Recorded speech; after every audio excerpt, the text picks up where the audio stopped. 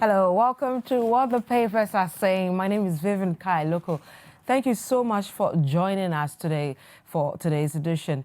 What the Papers Are Saying brings you the top stories, all the big stories the various media outlets are reporting. And every day I do this with Samuel Attah-Mensah, who is with City FM and City TV, as well as Selorm Adonoo. He's the head of features and articles here at City FM. And my name is Vivian Kai Lokko.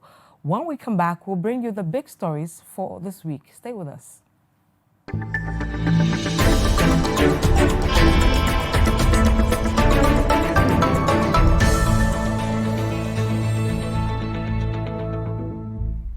So let's start with the big stories for the week and go to the Chronicle on the NYA CEO saga, the dismissal of the two deputies and the CEO. And this is how the Chronicle captured it. Press penal strike blows cover of 1.8 million cedi deal. Now the Daily Graphic says President cracks whip, 3 NYA chiefs fired. Now, City Newsroom covered it this way. I had no hands in alleged procurement violations, sacked Deputy NYA CEO says. Also, the the minority wants a report indicating why the 3 CEOs were sacked. And it says, release report indicating NYA CEO deputies dismissal. This is the minority to the sports minister. Now, the Inquisitor says NYA saga sacked CEO, deputy CEO, 5 salvos. Now, the ABC News, the editorial there says appointees need new orientation. We'll discuss that in a bit. Now, there's xenophobic attacks all over in South Africa. How did the papers capture it? If you look at the Ghanaian Times, it says renewed xenophobic attacks in South Africa.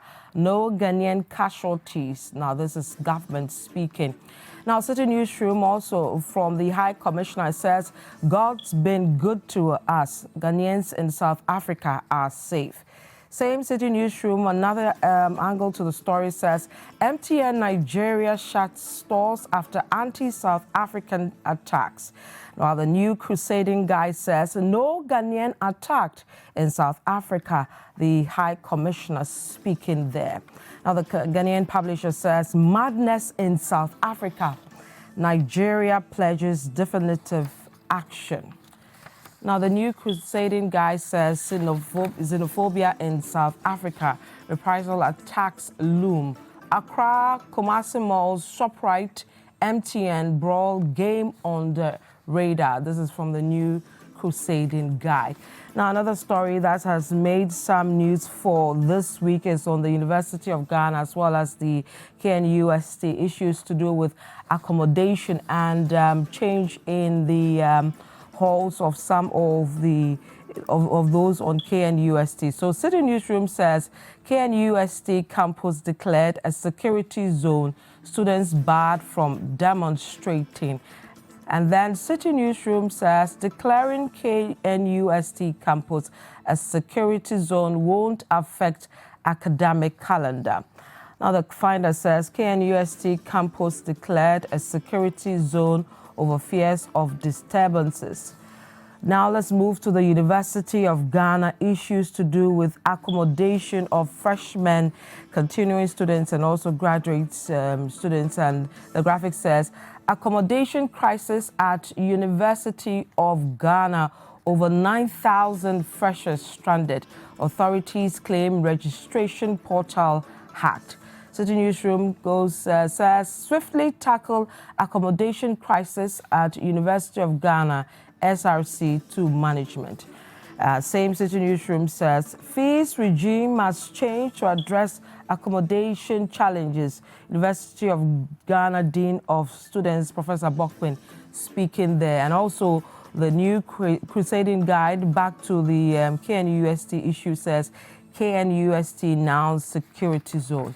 And a final story that we'll be discussing today, the special prosecutor versus the CID boss. And the big story on the City Newsroom says Amidu takes on CID boss over scandalous non-cooperation in $15 million case. So those are the top stories. Let's start with the NYA issue. Gentlemen, welcome to What the Papers Are Saying.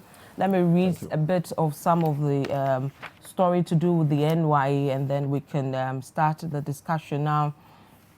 The first one, I had no hand in alleged procurement violations, sacked Deputy NYA CEO. Now, Richard Jojo Beng, one of the acting Deputy Chief Executive Officers of the National Youth Authority, whose appointment was terminated by the President, says he had no hand in the alleged procurement violations at the authority.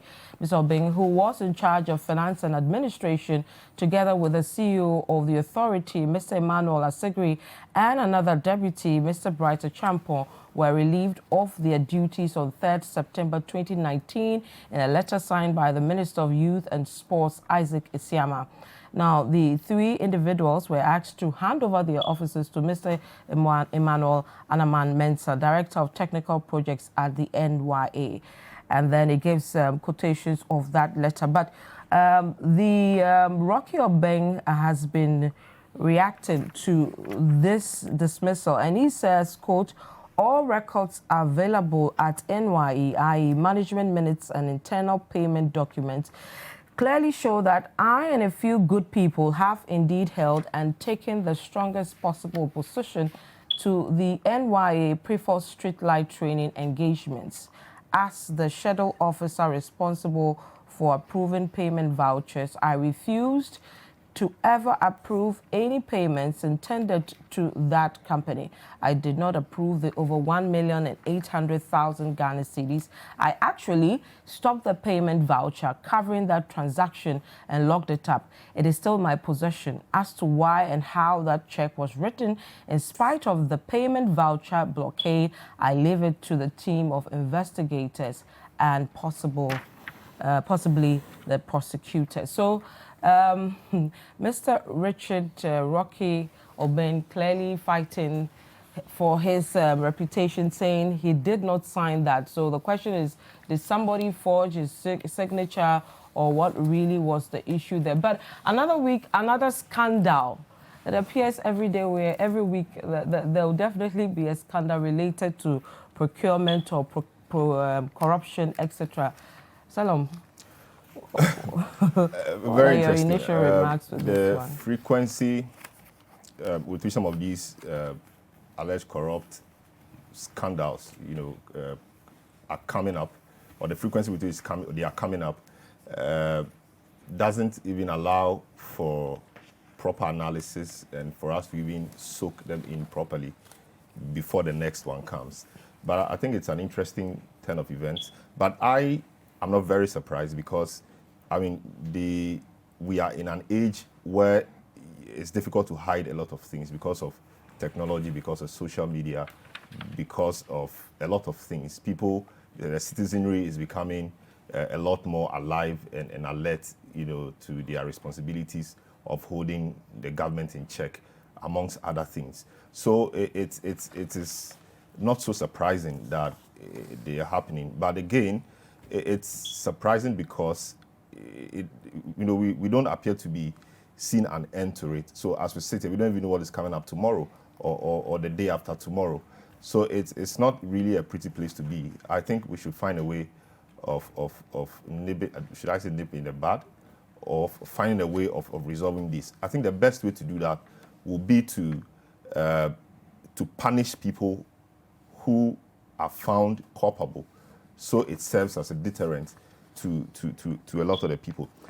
Just to delve into the matter itself, a lot of these scandals, so-called, we've seen in recent times or in this last few weeks, a lot of them have been around conflict of interest and then procurement matters. And sometimes it makes me wonder whether those public officials or public office holders who are often cited in these scandals whether they do not have a proper understanding of the Procurement Act, or whether they are just ignorant, or they are just doing it because they think they have to do. The Procurement Act is one of the most serious and, should I say, dangerous acts or laws we have enacted for ourselves. sometimes you don't actually have to prove that you benefited. Once there's a breach, there's a breach. And Section 92 or so of the Procurement Act, Act 663, makes it very clear that when you flout any of the provisions of the Act, you go to jail for about 5 years, or you pay about 1,200 penalty points or so. But it's still a wonder to me why public officials will not take their time to do things. So, for example, procurement. The law allows a number of ways you can procure, about 3 or so. There's a sole sourcing, which is the very popular one. There's a restrictive tendering, and there's a competitive bidding. The competitive bidding is what you open up to everybody, and everybody who is interested, bids for the contract. There's a process which selects, the best based on the person's or that firm's technical proposal and a financial proposal. I think we've had cause to discuss the restrictive tendering here before. Sole sourcing, which is a big one. The conditions for awarding, it's a legitimate way of awarding contracts, we must say. But the conditions for awarding single source contracts or sole source contracts are such that the goods or services or whatever you want to procure or contract should be such that it's in short supply, or the firm is the only firm, that is, the firm has exclusive rights to that particular product, and many other things. Sometimes security gadgets or security instruments or tools normally are procured using those means because of the very nature they have. But it's interesting that very basic things like building, like training people, and very basic things, we choose that approach. So what are the facts of this particular case?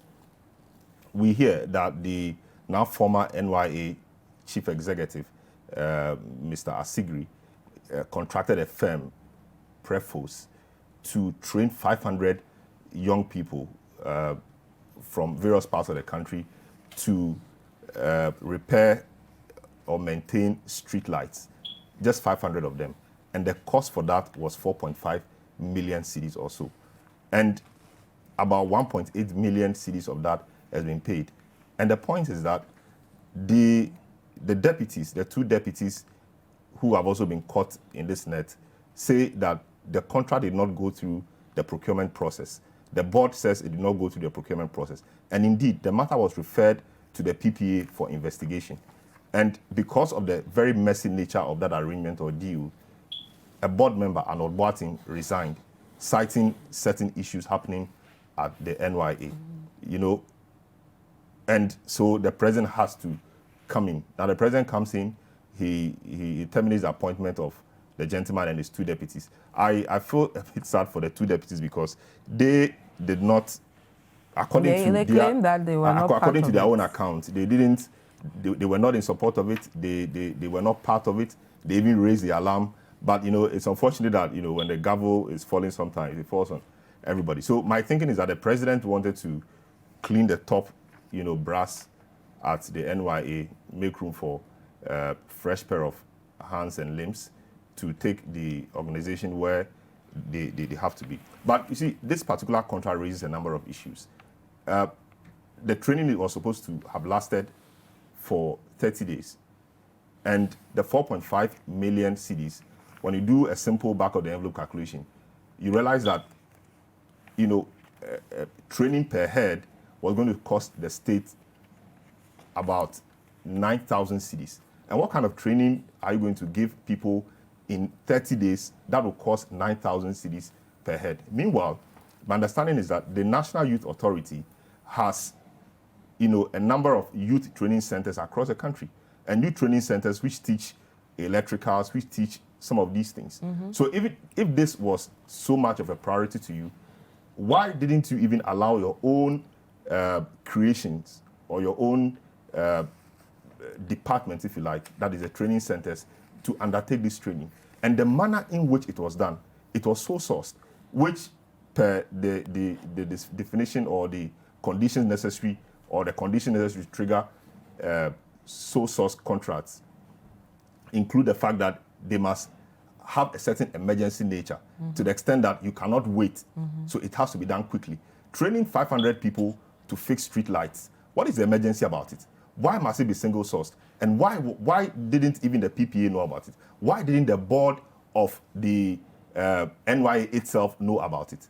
So I think these are issues which have come up, and I think the president did well by acting quite swiftly. And I was only a bit disappointed that, unlike previous occasions, where he directed or where he said that certain institutions should act by way of investigation. We didn't see that here. Yeah. But I think the special prosecutor is watching, the CID boss, the BNI, and all those people are watching. And I'm sure by now they should be trying or preparing to write to them if they've not done that already. So they appear for investigations to begin. Okay.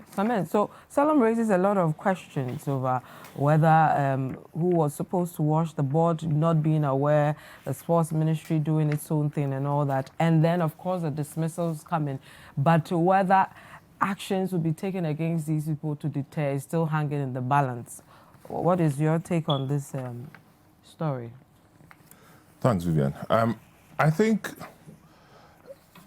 like Selorm said, the rollout of this particular issue brings out quite a number of ills in our governance systems in state-owned enterprises. Hearing what the two deputies are saying now, for me, there's no surprise there. It's just a mirror of what pertains in most organizations that are owned by the state, where the relationships between the CEOs and the deputies, I mean, in most cases, the deputies are just placeholders, if I should say. They just add to the numbers. They have no say in what goes on. And I know I'm speaking for a lot of people. If you go to the ministries, same thing. Most of them, the deputy ministers are just hang-ons. They're just there. Because when the minister speaks, that's final. And so I can understand how it ended up this way. Now, in this era of information overload, I think the most important thing is the element of decisiveness, because you can appoint somebody with the hope that they will get the job done. Okay. Because if you appoint them, there's nothing that shows that they will come and do something untoward. But if such a thing happens, the degree of decisiveness sends a signal to other people. In this case, if you remember, there was word around prior to the president's dismissal, there was word around that the chief of staff had requested the CEO to resign. Yes. I don't know if that was true, but it was all over on social media. And then following after that, now the presidency puts out the letter. Was there a dismissal? It's a termination of Termination of appointment. And that's serious. Now, I won't be too quick to draw comparisons between this particular one and the other ones we've seen. Okay. Because you see, when you are in certain positions, you are normally exposed to certain kinds of information that the ordinary citizen may not have. So that may play into some of the decision making. And I think it's kudos to whoever is in charge who took the decision, and we will wake up tomorrow not to see the end of such things, because we have seen it week in, week out, week in, week out. People, they are qualified people doing their job very well, and we have numerous examples of state organizations that are working well, and we have some places where we are yet to see the value that they've brought to the table. Going forward, I think if these things keep happening, they should crack the whip. Because if you don't crack the whip, the signals will not be sent. And with a thing like this, I don't know what the deputies are saying. They claim they were not part of it. Maybe, maybe not. But it's curious that we haven't heard from the CEO himself. You know. Yeah. And at times when these things happen, we should also find out. I mean, the company in question is Prefos. Now, I mean, Prefos has been around for the last 15, 18, 20 years. And the main contractor providing the service of street lighting. So, for all you know, you go through the books and you realize that this thing has been going on forever. And I'm not suggesting that is it, but I'm saying that I wouldn't be surprised if you go through the books, you see that this name keeps popping up. And they know where to go, they know who to talk to, they know who to, deal with. Because street lights, how many people wake up and think about having a street lighting business? But anything street light in the last 2 decades, you see this company's name there. So I wouldn't be surprised if we do a calculation backwards that this name is going to pop up in several of the transactions. And so it's for the law to take its course. Right. We have to move on from this story. No, I have to go on a quick break. You want to come back from So the I'll break? just give you 30 Okay. seconds. The other part which is surprising to me is the sports minister's comments about this particular arrangement. He was at the Public Accounts Committee Public Accounts Committee weeks or months before this scandal broke. And he painted a picture. He actually said that the training was yet to start. The training of the first batch of the 500 people was yet to start. But the comments from one of the former deputies, Bright Kwabena Echampong, says, and I read, I have questioned why we were in a hurry, especially so that we, the NYA, have not to sign an agreement with the local government ministry for trainees to be absorbed by them after the training program. Of course, I know he was writing out of pain, so you should pardon some of the errors. At the time that the Honorable Minister appeared before the audit hearing of the ministry, the Honorable Minister, Isaac Esiama, knew that the first batch of the training had been done. Meanwhile, he reported that the ministry through the NYA was about to train the youth to help in the maintenance of our street lights across the country. That clearly is unethical of a public officer. A person serving in a position of trust, a person serving in the high office of a minister. I'm not saying what is here is sacrosanct and what is here is true. But if what we see here is true, then I think the minister himself, together with everything we are seeing, has a lot more questions to answer, and very serious questions for that matter. He's the same person who superintended over the Black Stars expenditure matters.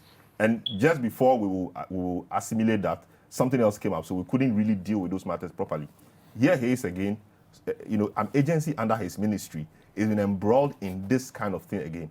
I think he should be answering serious questions, and I think the president should be looking at him with 2 eyes, if you like, because I think it's about time the president did something about that particular office.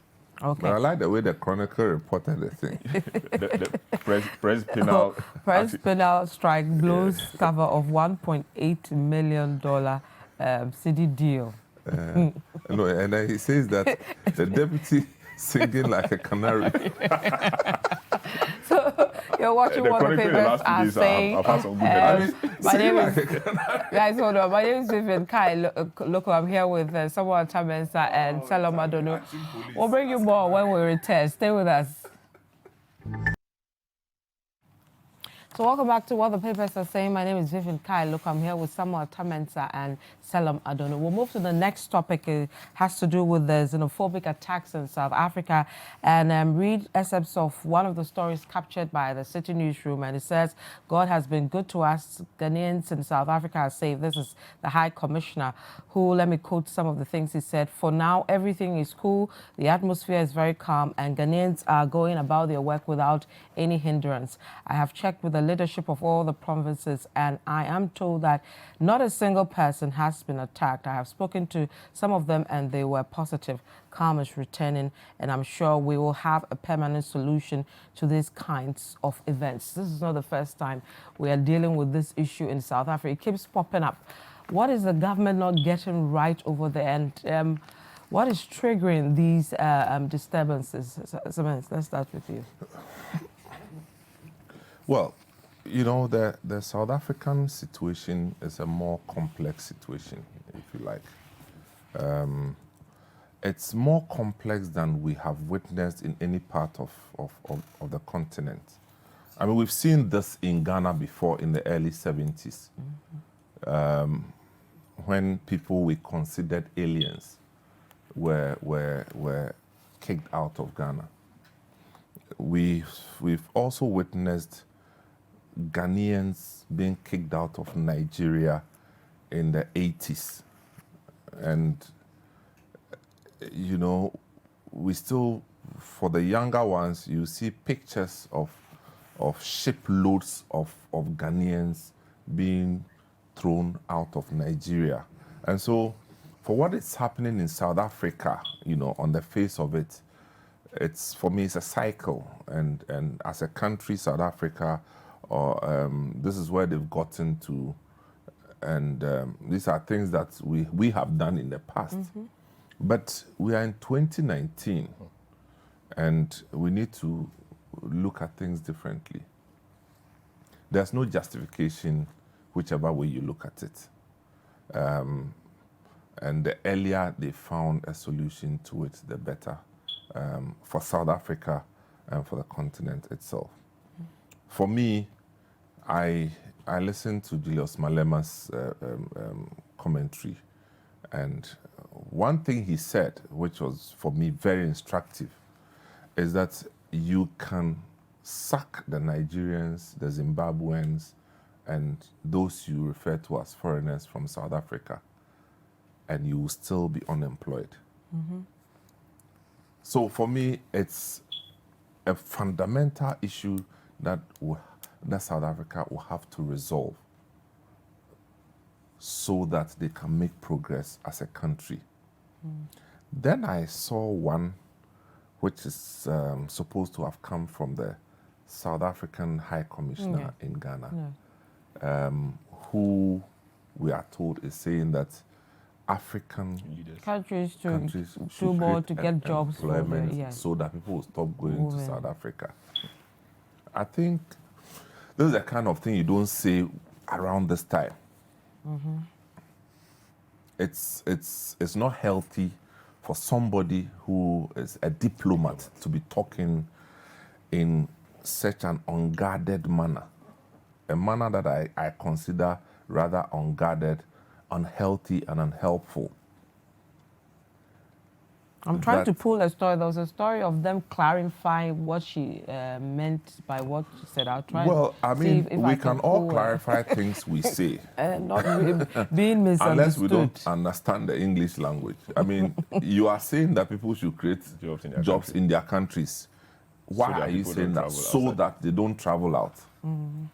Why don't you start by taking away the orthopedic surgeons, the engineers, the scientists who are foreigners from your country, to tell them to go back to their country if you don't need them? We all need one another. If you need to deal with policy to solve it in your country, just deal with it. I mean, to blame other countries, I mean, yes, people come, but they should just apply themselves to the law that are in these countries. So if you go to South Africa and you're Nigerian, you're Ghanaian, just apply yourself to the law. Now, we didn't see the same thing in Ghana, but a few months, we still have that issue to deal with the issue to do with Ghanaian traders and Nigerian traders fighting over or the right to retail and all that. Now, if you look at the two issues, the likelihood of it tipping over, not to that enormity or whatever, but, you know, strings of that all over. I have heard people do this comparison. Look, I don't think they are within the same space. First fact is that you have no right as a citizen to kick somebody physically out of the country. There are laws, so let's go by the laws. That's fact number one. Secondly, what I see our people fighting over is not necessarily about Nigerians. It's about what they consider as the law being flouted by people of Nigerian origin. They always make reference to a law that protects retail business. Maybe we need to take a second look at the law. Okay, so it's not, I mean, we are Ghana. From Ghana, you go to Togo, Benin, before you go to Nigeria. But between a Ghanaian and a Nigerian, the Ghanaians are closer to Nigerians than they are closer to Togolese or even Beninois. So I don't think that there's enmity between us. It's just respect and regard for each other's laws. I think that's what Ghanaians are calling for. Yeah. But in the case of the South Africa, it's the fear of another black person who they consider a foreigner. And again, if you go to South Africa and you speak with black people in South Africa, you get this feeling of what are you looking for in our country? I mean, you get it straight away, because even in the shops. School a bit there, and Yes. they clearly show you that with other blacks or other Africans, they don't want to know. They don't want to know. They prefer the other, race to the black. Precisely. So it's just come to a head. And I think that maybe Ghana, it happened in the 70s, we got away with it. Nigeria, it happened in the 80s, we got away with it. But this will require a lot more metal to handle it. Tell them. Yes, I mean, South Africa, the land of the Ubuntu, and Ubuntu is a concept that the South Africans have championed. Ubuntu is actually a Bantu word, which means humanity. But if we stretch it, it means that I am because we are. A person is a person because of other persons. So this is the land. Clearly, that's not being respected by the blacks. So it's a paradox of a situation. This is a land which espouses Ubuntu, which try to say that we are each other's keeper, and we are having this. Like Samuel rightly put it, the South African situation is a more complicated one. I think it's a combination of many things. It's a problem of inferiority complex. I think it's a problem of low self-worth, and it's a problem which has arisen out of their past experiences, apartheid, where you were made to feel less of a human being. You were made to feel like you were not up to the standard of a human being. Where I even heard that if it so happened that you give birth with maybe a white person, you could not be seen walking with that person, or even you could not be seen walking with your child because of the color disparities. So a lot of these things have happened, and the black South Africans have had their self-esteem bruised, and there's so much anger bottled up within them that they do not know how to express it. And if you realize, a lot of the people rampaging and rioting and causing the confusion are the young people and the unemployed, and yes, those who don't understand the issues. Who do not have a sense of how the African continent generally rallied. No, they don't care about that. They don't care. They just listen. Did you hear the deputy minister for police and security in South Africa and the comment he made? Yes. I mean, he was justifying it. Yeah. He was justifying it. Yes. Why are foreigners taking over? Are you surprised that they are behaving the way they are behaving?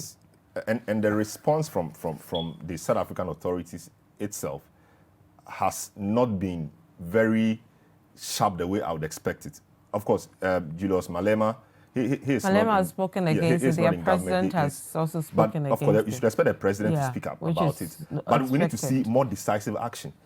We have people like should we take Zuma. action like Nigeria? Nigeria is boycotting even events there. They've asked their citizens to leave. They are offering to get them out of the country, etc. But countries like Ghana join this. It's an interesting response. And but the Zambians. The Zambians have also, So I think I mean, So, to make na- a point, to to force make a them point. to, you know, So take a better... if African countries will do that, for example, I understand there's some evacuation going to happen from tomorrow. One Nigerian billionaire is giving out his airlines to bid for that process. If only the Nigerians in that country will agree to go back home, that's also another factor. The response from the international community, apart from the condemnation, which is what we expect, you know, I think that the African countries should be a bit more decisive in what they do. For example, shutting your places down, you know, asking your people to leave the country. But again, a lot of the people in those countries are there on their own terms. They are private people.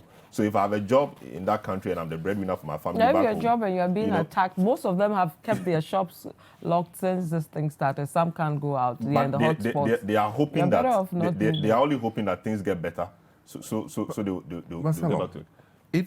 Even if there's going to be evacuation, trust me, not every Nigerian in South Africa is going to go back. But these are signals that are disturbing. If say out of 500,000 Nigerians, even 50,000 return home, that's significant. That's good, and that's enough to affect South African businesses on the continent. Because you see, as for xenophobic attacks, it should not be accommodated anywhere else. Because you see, it's not the kind of thing that you stand and conduct and tell people how to do it. The moment people are incensed to the point that anybody else that doesn't look like me must die or must be killed, you have caused a problem that will be very difficult to reverse. Very well. But I mean, we just made a point that the people in these acts don't even care. They just want to do it. So, for example, South African businesses, ShopRite, Game, etc. Let's say Ghana forces them or something happens and they shut down. These young people on the streets, how would they be affected?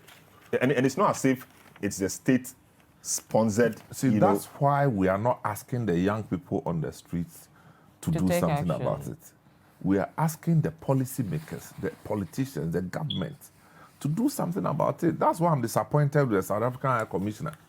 Instead of doing something about it, you're advising people not to go and look for jobs. So what are you doing? It only exposes the thinking. Exactly. That's how they all think. And it's just unfortunate that Nigerians have been caught in this crossfire. I mean, that Nigerians are everywhere. You see, the thing is this: if Nigerians do something which is wrong in your country, deal with the thing, because they won't stop. Because you see, it's not a choir that has rehearsed something. That they are individuals do their own. The authorities must deal with it, not individuals going out. But as for xenophobia, it's a no-no. Right. Okay. We'll move away from this story. Go to two universities, University of Ghana and Attah-Mensah University, KNUST. Yes. So we'll start with the KNUST because we have some developments over there.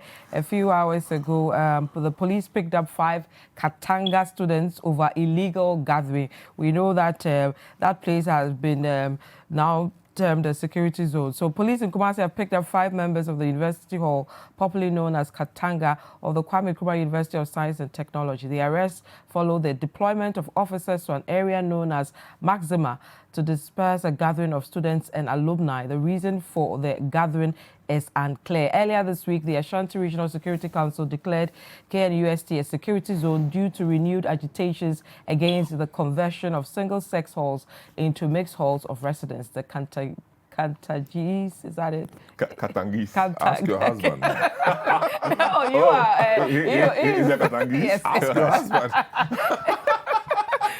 Initially, I initially wanted to hold the gathering at a particular spot, but they were prevented. So let's start with the issue about the security zone and the conversion of the halls from all male to mixed ones. It appears there's still agitations. There's a committee that was set up to look into it. I am the wrong person to ask this question. Yes, an interest. That's conflict of interest. Oh, we all have an interest in all these things, don't we? Why I say that is that I disagree with Katanga people. In the pushing for not for the convention to come on. What is that? That's right. The students that passed through Katanga, did they come from their homes to their building? So you think all these Katanga students, past, present, we were all admitted to the university as freshers. None of us came with a building. You came to find the school there, you came to find the Katanga there, and you were placed there by the authorities. If for any reason the authorities choose that it should be a mix or so what? I mean, they've made such a big deal out of this, and I think it's neither here nor there. We were in a mixed hall. I was in Queen's Hall, and it was lovely to be there, and Katangese, Conti people, everybody used to come to Queen's Hall. Now, you see, I am saying that there are more important things that students should be minded to be doing at this time, rather than to be fighting the conversion, what they call the conversion of halls. What has that got to do with your academic pursuits? And indeed, if Katanga tomorrow wakes up and we have females on one part of Katanga and males on, how does that affect your academic pursuits? It doesn't. So making this whole thing become such a big problem to the point that it's hampering the progress of your own education, I think it's a complete waste of time. That's why I said I'm the wrong person to ask this question. Stop me, because I don't see it, I don't even understand them. And you see adults, my mates, they tell them, yeah, we won't allow. I say, why don't you go and build your own Katanga? But what of the question about building new ones and then having, you know, also, see, I'm not doing an either-or situation. I'm saying that they can build new ones if they have the resources. Okay? Now, until then, why should you be the one to stop the authorities from converting it? Now, the question is, I'm not expecting you to answer, but I'm just saying that why should you be the one to stop them? Is it because you own it? I mean, look, days when we were in university, we were not paying school fees like people are paying now. And those that went ahead of us, they were being fed for free.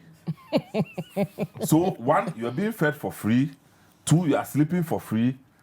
And those who were ahead of these ones, they were even being given allowance.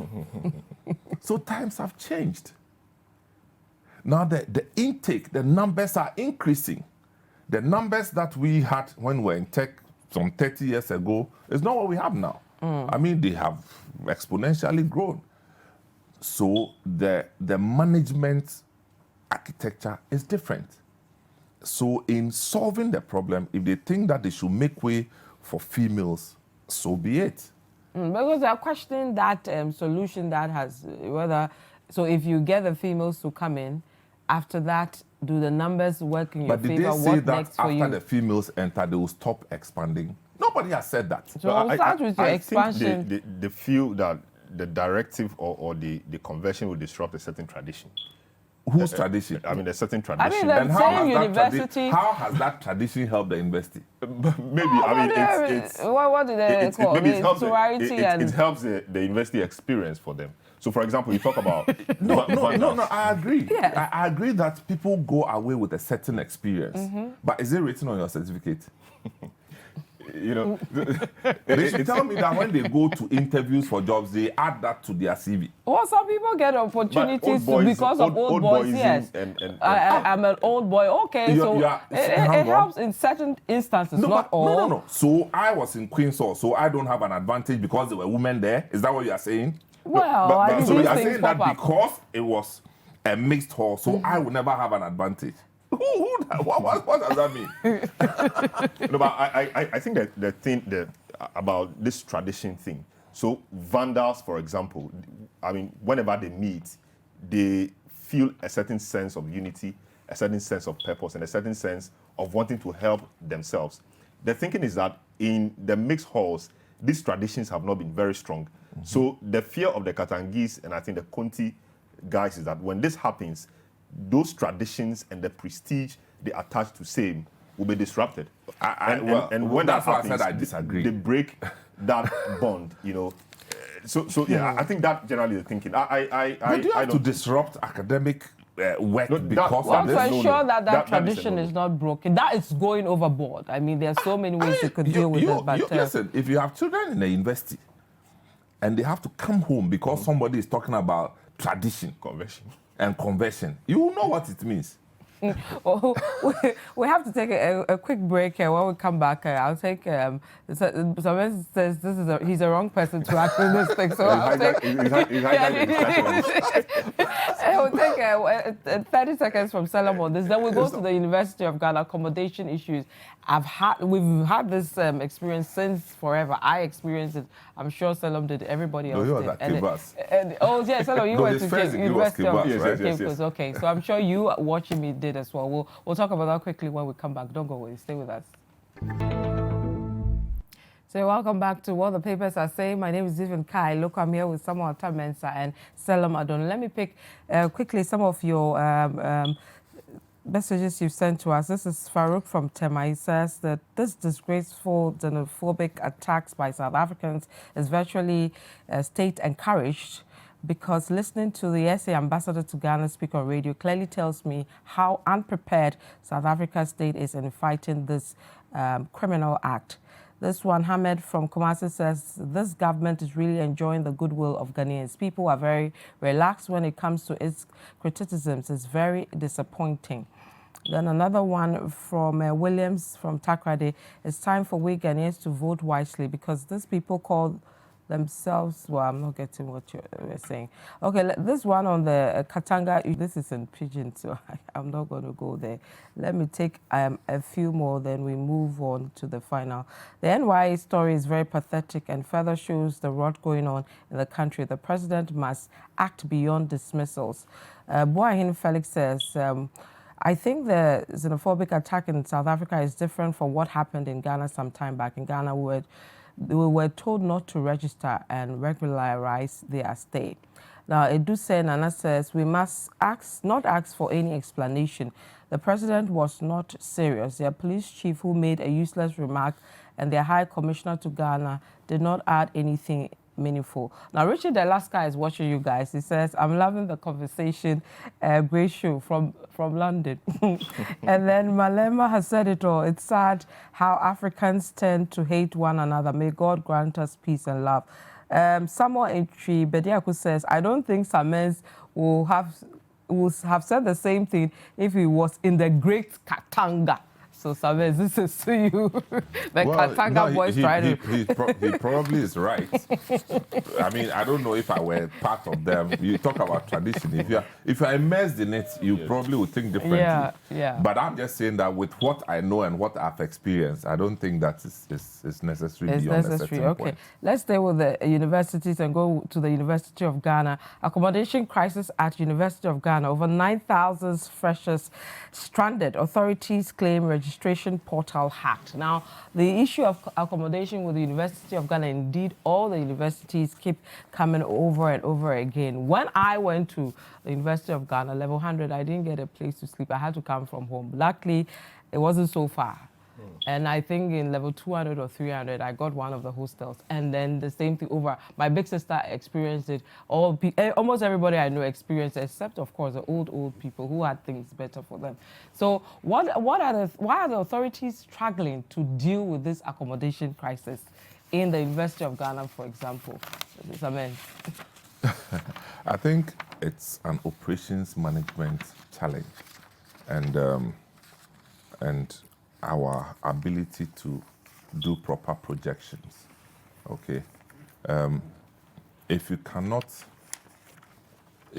measure it, you can't manage it. And I know how to say, what gets measured gets managed. Yeah. If you can't do a proper projection of the numbers you're dealing with, this is the outcome of what we want to see. And I'm even shocked that people are surprised. Because it was written on the wall, and it's not going to get any better. As we approach the free SHS, that group that's enjoying the free SHS, the numbers will be more. As we approach their tertiary junction, it's even going to explode. And so we need to take a really strong national policy to address this thing. It's about intake. And mind you, we are even talking about people who can afford. How about those who cannot afford? Cannot afford. So a lot of the guys have money ready, Ready. but they don't have a place. But they don't Yes, have. they don't have Nobody's a talking place. about those who don't even have the money. Yeah. You And know, are also part so of that, those. so when I waiting hear to the 9,000, I just laugh because it's 9,000 of those who can afford, but there are those who cannot afford. How are we managing logistics? Because, look, we can never accommodate all the students. Everybody, yes. But are we working on transportation? Are we working on student transportation so that students will have rallying points where they can have And then easy direct to bring buses them. to Yeah. their schools? You know, it has to be a holistic approach to solving the situation. It's not a real estate situation alone. It's a big, as I said, operations management Yeah. with yeah. different elements that we need to deal with. Okay, Selorm, you have Yes, 30 seconds. yes. I mean, just quickly. I mean, listening to the news. I mean, in the last week and even parts of this week, only took my mind back to Senyo Hosi and the comments he made. I About them not being I don't innovative entirely enough. subscribe to everything he said, but it kept ringing in my mind. I mean, the strategic thinking of the university. I mean, we knew that this was going to come. Well, they say What did we they do have about plans it? in place, but they need money. Government has placed a cap on them charging more. Their interventions are not enough. So how But the do they do arrangements with these private, things? I mean, government cannot build all the hostels private alone. people So, will build, and they exactly. will need people to pay for what they put up. No, but there can always be an arrangement between the investor and private investors. You know, you build, let's arrange it and spread it this way. Maybe you charge, you can't tell them to charge this much, but if you have a lot of them coming around, the forces of economics will come to play. Push the figures down. If the supply is high, you know, the demand will be low, and it will drive down cost. You know, the thing that Senyo Hosi said, I think should be looked at. Places like University of Cape Coast have not really had problems like this because of the are your intakes high? It's due to the peculiar nature of the way the school runs. Okay, I there have were to end 3 it. villages also in that school. I have to. Your numbers are low. University of Ghana numbers are much University of Ghana higher is certainly, than yours. But I have to leave it here. Okay. University of Cape Coast fan. My name is Vivian Kai Lokko. Thank you so much. I was with Selorm Adonoo and Samuel Attah-Mensah. We have to leave it here. We're back next week with what the papers are saying. Thank you so much for joining us. Goodbye.